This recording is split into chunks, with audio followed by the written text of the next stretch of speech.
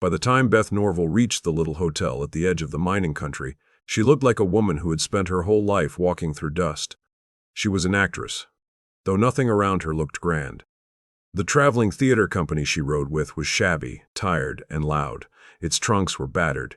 Its costumes smelled of lamp smoke. Some of the actors and stagehands laughed too hard, drank too much, and spoke to women as if respect had been left behind in the last town. But Beth had not left her dignity anywhere. When a drunken stagehand made a crude remark near the hotel desk, Beth did not flinch.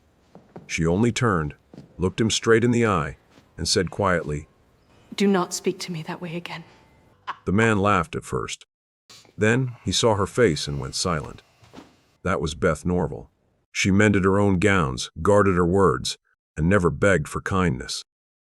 Even when she was too weary to stand straight, she lifted her chin as if shame itself had no right to touch her. Now I ought to tell you who's speaking before this story opens its deeper wound. I'm Abel Beecham, though most folks around these parts simply call me Mr. B.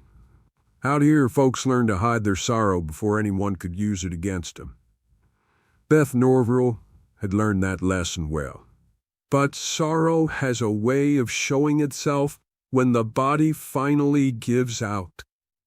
And that night, behind a half-open hotel door, Ned Winston was about to see the sorrow Beth had hidden from the world. That night, Ned Winston passed the half-open door of a dim hotel room and saw her asleep by accident. She had fallen across a narrow bed, still wearing her travel dress, one hand resting near a torn glove, her face softened by exhaustion and sorrow. Winston looked away at once, ashamed to have seen such private weariness. But the image stayed with him. Before Beth ever spoke his name, he knew there was more to her than beauty. She looked lonely, and she carried herself like a woman running from something she was not ready to name. The next evening, Ned Winston stood near the side wall of the crowded theater and watched Beth Norvell step into the footlights. The play was cheap melodrama. The painted walls shook whenever a door slammed. The villain's curled mustache made some men laugh. The audience shouted, stamped their boots, and cheered whenever a stage pistol was raised. But Beth did not perform cheaply. The moment she spoke, the room changed. Her voice carried over the smoke, heat, and rough laughter with a sorrow so clear that even the loudest miners grew quiet. She made a poor stage feel important. She made false words sound true. Winston watched from the side, unable to look away. He had come west to work mines, not chase actresses. Yet something in Beth's discipline struck him harder than beauty. She was holding herself together in front of strangers, night after night, using art like a shield against a world that kept trying to cheapen her. Then, during one scene change, a drunken actor stumbled too close behind her and muttered something cruel under his breath. Beth did not turn it into a spectacle. She simply stepped aside, kept her face calm, and spoke her next line with even more strength. Winston saw it then. Her grace was not softness. It was survival. When the curtain fell, the others bowed with grins and jokes. Beth bowed quietly, almost sadly, then slipped back into the shadows before the applause had finished. And Winston knew the woman he had seen asleep was no passing dream. She was a brave soul wearing a mask. And whatever sorrow she was hiding, the stage was the only place where she could turn it into beauty. A few days later, Ned Winston joined the road company as a utility man, though everyone could see he was no actor. He gave a simple reason. The company was headed toward San Juan, and Winston had mining business in that country. Until then, he could earn his keep with honest work. So he carried trunks, pulled ropes, and hammered loose boards back into place. When scenery cracked, he fixed it. When tempers rose backstage, he stepped between angry men and spoke calmly enough to make them lower their fists. Beth noticed. At first she kept her distance. She had learned that kindness for men often came with a hidden price, but Winston asked for nothing. He spoke to her with respect, watched over her without boasting, and treated her gift on the stage as something worth honoring. Little by little, they began to talk in quiet moments between scenes. He told her about mines, ambition, and the honest work of following a vein of ore through dark stone. She told him about the stage, hunger, pride, and the loneliness of being applauded by strangers while trusted by no one. One night, as Beth mended a torn sleeve beneath a backstage lamp, a saloon girl named Mercedes slipped in with a basket of clean linen. She paused when she saw Beth sewing her own costume. "Most actresses make others do that," Mercedes said. Beth smiled faintly. "Then most actresses have better luck than I do." Mercedes laughed softly, but her eyes were kind. From that night on, she remembered Beth Norvell as a woman who worked with her own hands and never looked down on another working woman. Yet even as friendship grew around Beth, she still held back the deepest part of herself. Winston hid his growing love behind busy hands and lowered eyes. Beth hid her old sorrow behind powder, costume silk, and a brave smile. And with every honest word between them, the secret she carried grew heavier. When the company reached San Juan, the town seemed carved out of dust, greed, and gun smoke. Miners crowded the street with hard faces and tired eyes. Saloons burned bright before sunset. Wagons rattled past with sacks of ore, and every whisper seemed to carry the weight of gold. That was where Winston first heard about the little Yankee mine. He had just finished unloading scenery behind the theater when two men approached him near the back steps. One was Hicks, broad-shouldered and bruised along one cheek. The other was Stutter Brown, nervous-eyed, with his hat crushed in both hands. They knew Winston was a mining engineer, and they were desperate enough to risk asking him for help. Hicks lowered his voice. "The Independence mine sits right beside our claim. Now its men are digging a secret tunnel under the Little Yankee." Brown nodded quickly. "They are stealing Little Yankee ore through a hidden tunnel. We can't prove it, and nobody in this town will testify." Winston listened closely. The Independence mine belonged to powerful men, but the name behind the trouble was Biff Farnham. At that name, a nearby miner looked away, afraid to be seen listening. Another man crossed himself and hurried on. Farnum had money, hired gunmen, and powerful friends. Folks in San Juan said anyone who crossed him could lose work, lose their good name, or vanish before morning. Winston heard more than rumor. He heard a crime buried underground. But Beth had stepped out the back door with a costume bundle in her arms. She was close enough to hear Farnum's name. The bundle slipped from her hands and fell into the dust. Across the alley, Mercedes saw Beth's face go pale. And for the first time, Winston understood that the danger in San Juan had reached Beth before he even knew why. Later that night, Beth found Winston behind the theater, near the back steps where Hicks and Stutter Brown had spoken to him. The street was quieter now. Wind pushed dust against the wooden walls, and the noise from the saloon came thin and far away.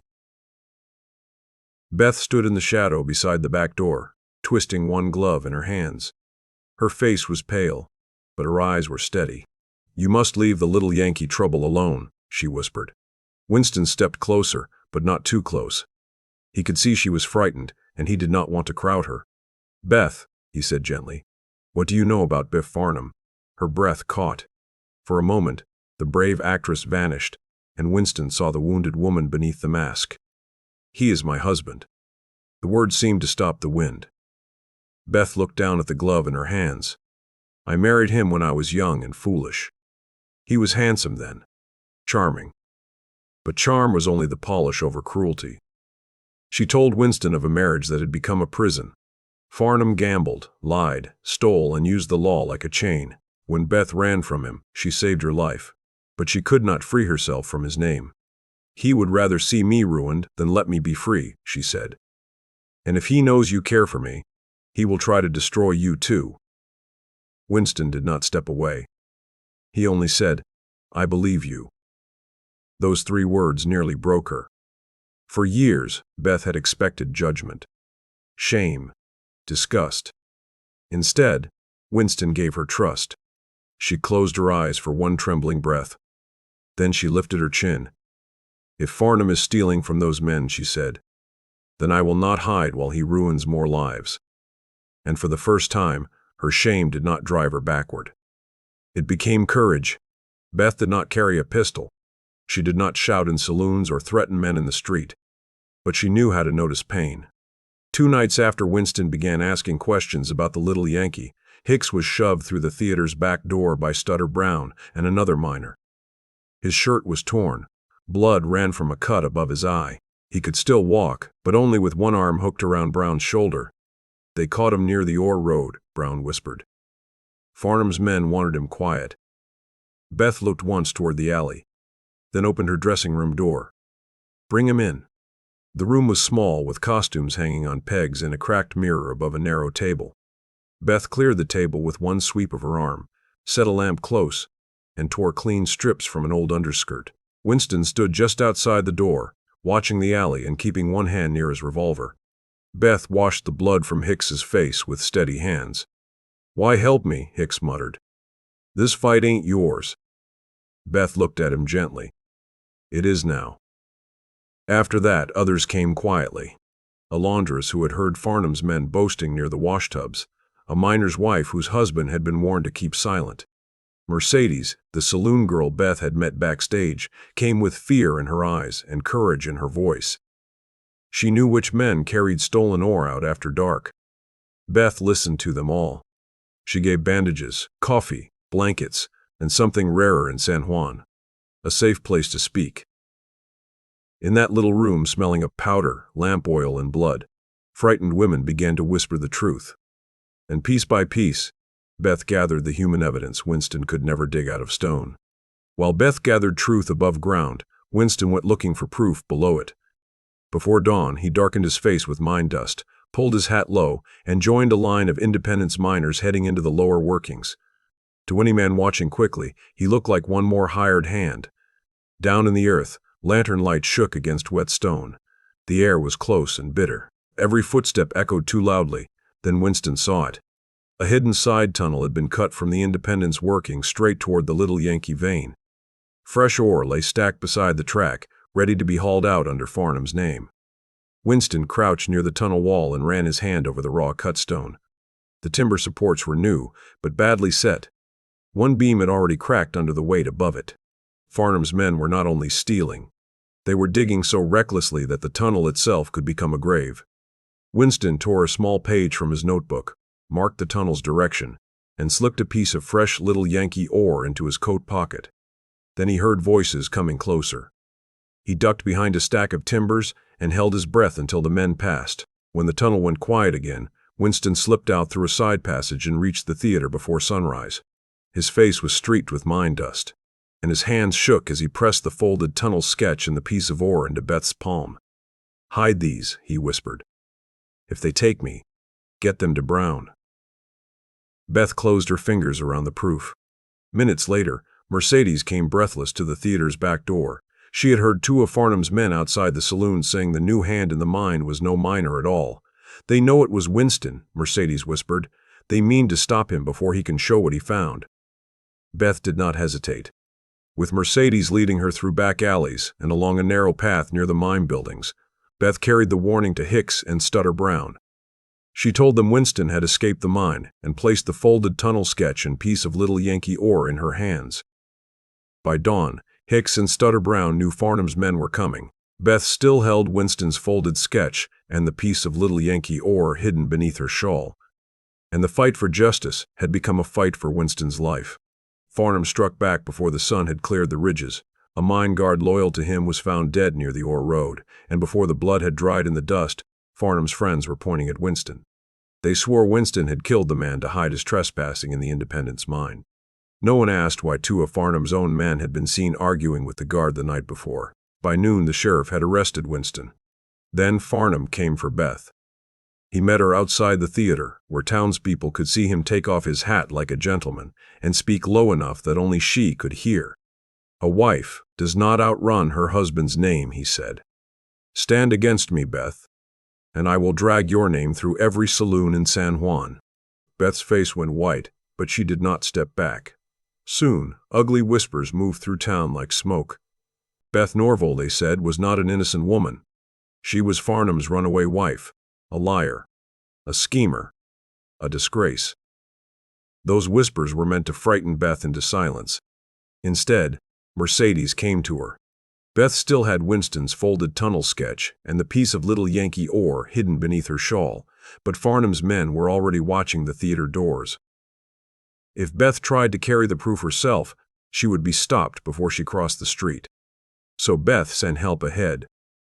The laundress went to warn Hicks that Beth needed men near the little Yankee office before dusk.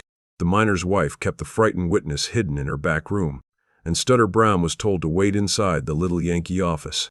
Then Beth pressed the folded sketch and the oar into Mercedes' hands. "Get these to Brown," Beth whispered. "If they silence Winston, this may be all that saves him." Mercedes wrapped the folded sketch and the oar in a handkerchief and tucked the bundle beneath her shawl. She knew the risk. Near dusk, Mercedes crossed behind the freight wagons toward the little Yankee office, keeping her head low and her shawl tight. Brown was already waiting inside, just as Beth had planned. But two of Farnum's men spotted Mercedes before she reached the door.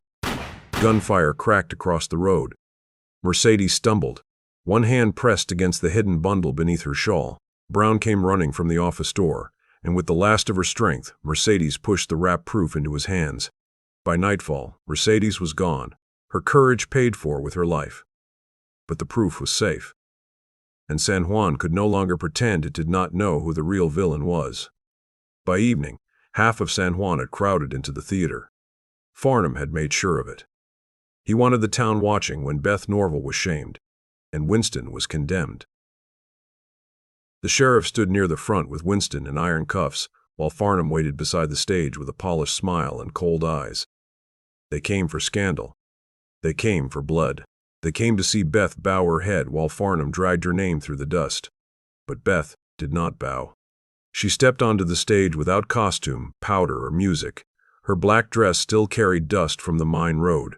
Her face was pale with grief for Mercedes, but when she looked out over that rough crowd, her voice did not tremble. "Yes," she said. "Biff Farnham is my husband." A murmur rolled through the room. Beth raised one hand, and the room quieted just enough for her words to carry. "I ran from him because he was cruel. Because he lied. Because he used the law as a chain and shame as a weapon. But I will not let him use my pain to hang an innocent man." Farnum's smile hardened. Then Beth turned toward Stutter Brown. "Show them what Mercedes gave you." Brown stepped forward, shaking, and pulled the handkerchief from inside his coat. Inside were Winston's rough tunnel sketch and the piece of fresh little Yankee oar. The room went silent. Hicks stood next, bruised but steady. He swore the tunnel on the sketch matched the stolen path under the little Yankee claim. Then the laundress rose and told how Farnum's men had bragged near the washtubs. The miner's wife stood after her and said she had hidden the frightened witness because she feared Farnum would kill him too. At last, the frightened witness rose with his hat crushed in his hands. He told the sheriff he had seen Farnum's men hauling stolen ore after dark. Brown looked down at the handkerchief in his hands, his voice breaking. "Mercedes died getting this to us," he said. "She died because she would not let a liar bury the truth." Beth looked out at the town that had whispered against her. "Mercedes was no nameless saloon girl," she said. "She was braver than most of us. And Winston is no murderer." The sheriff looked at the sketch, the oar, the witnesses, and then at Farnum. Slowly, he reached for the key at his belt and unlocked Winston's iron cuffs.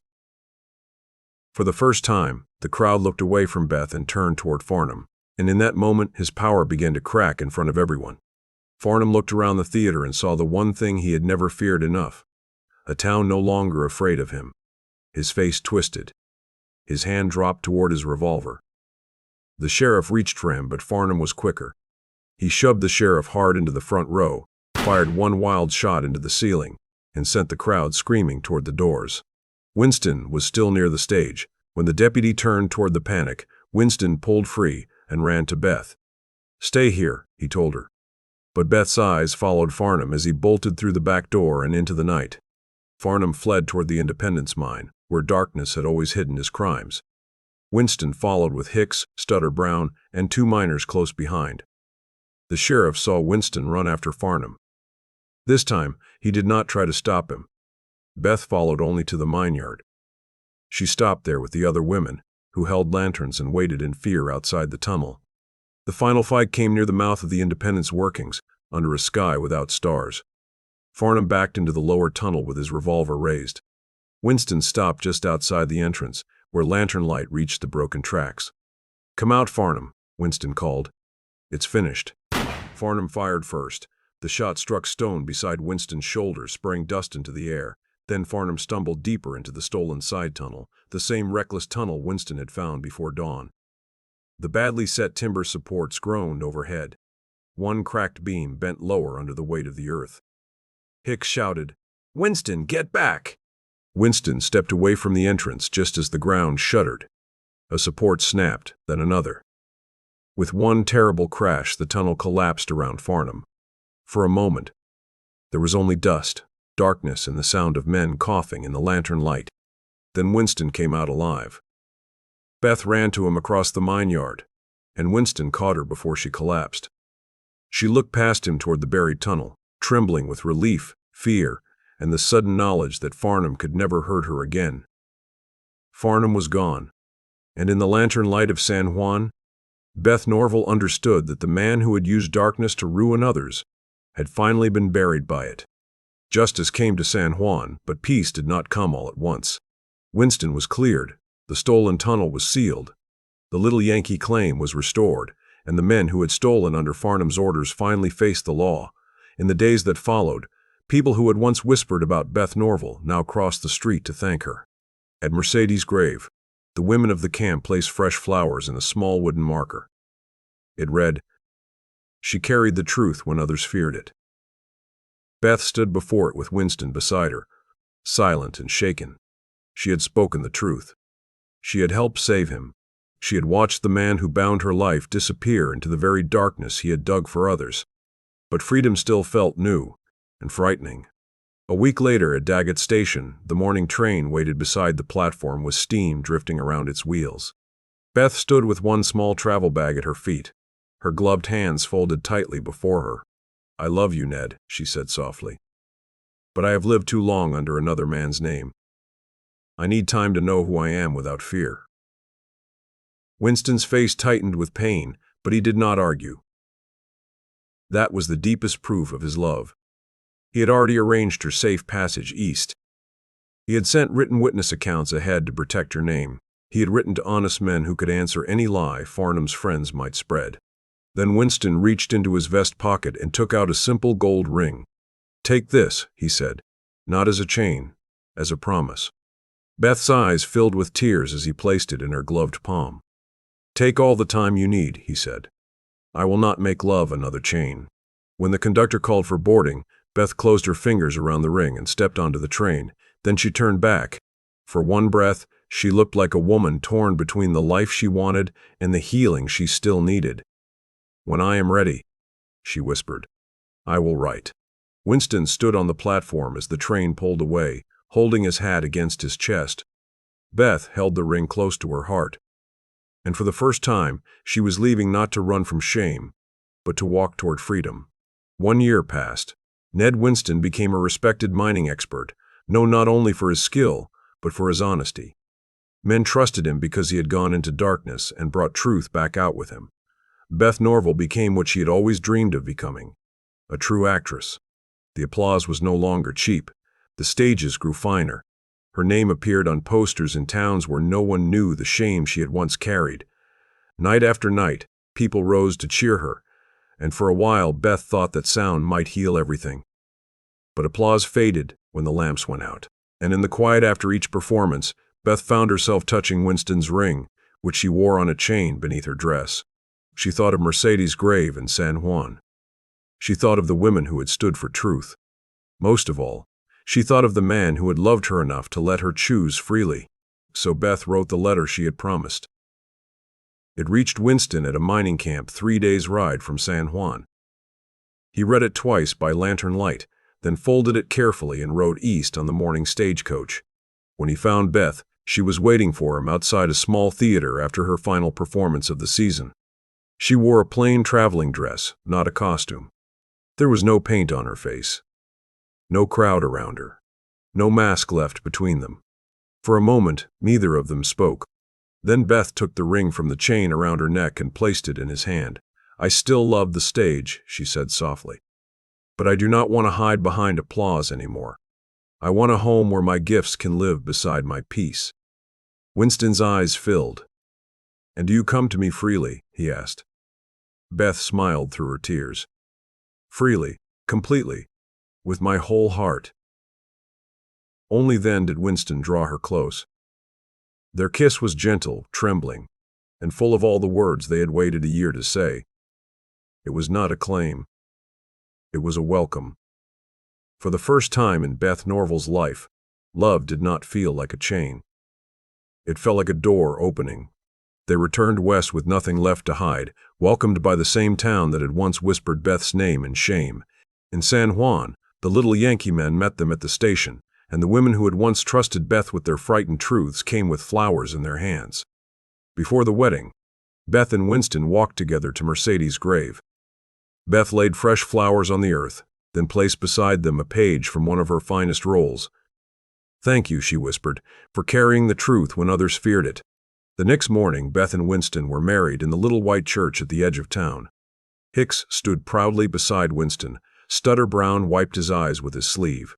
The laundress, the miner's wife, and the saloon women sat together in the front pews, not hidden, not ashamed, but honored. When Beth walked down the aisle, no one saw Farnum's runaway wife. They saw a brave woman who had told the truth and lived. And in time, there was a house with light in the windows. At evening, miners' children gathered near Beth's chair while she read aloud. Winston came in from honest work, dust on his boots and warmth in his eyes. Neighbors found welcome at their table.